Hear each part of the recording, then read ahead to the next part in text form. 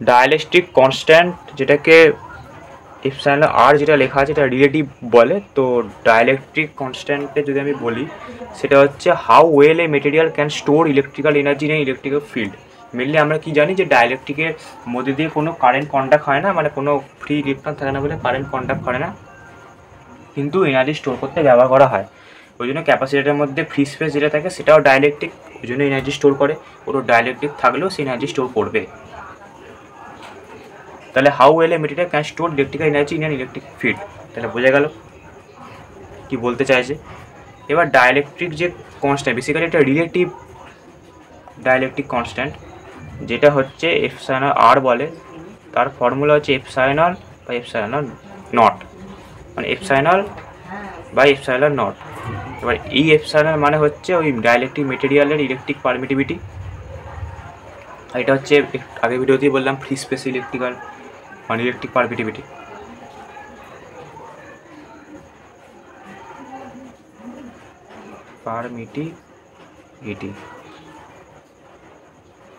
এইটা হচ্ছে ওই ডায়ালেকট্রিক মেটেরিয়ালের, আর এটা হচ্ছে ফ্রি স্পেসের।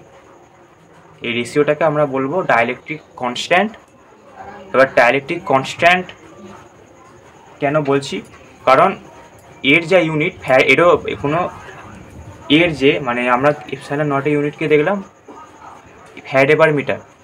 এবার এটা এপসাইলন নট নয়, কিন্তু এপসাইলন তো পারমিটিভিটি, তো সেই কারণে এর ইউনিটও ফ্যারাডে পার মিটার, এর ইউনিটও ফ্যারাডে পার মিটার, মানে দুটো কেটে গেল, তাহলে ইউনিট লেস হয়ে গেল, সেই কারণে কনস্ট্যান্ট একটা শুধু ভ্যালু।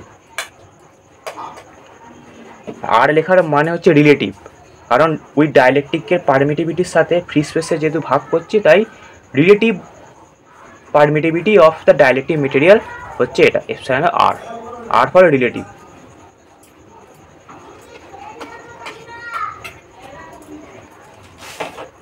তাহলে বোঝা গেল কনসেপ্টটা। এই ছোট ছোট জিনিসগুলোকে জানতে হয় এই চ্যাপ্টারটা পড়তে গেলে। তারপর রিলেশান চলে আসে, যেগুলো পরীক্ষাতে বেসিক্যালি আসে, পরীক্ষাতে রিলেশানগুলো আসে।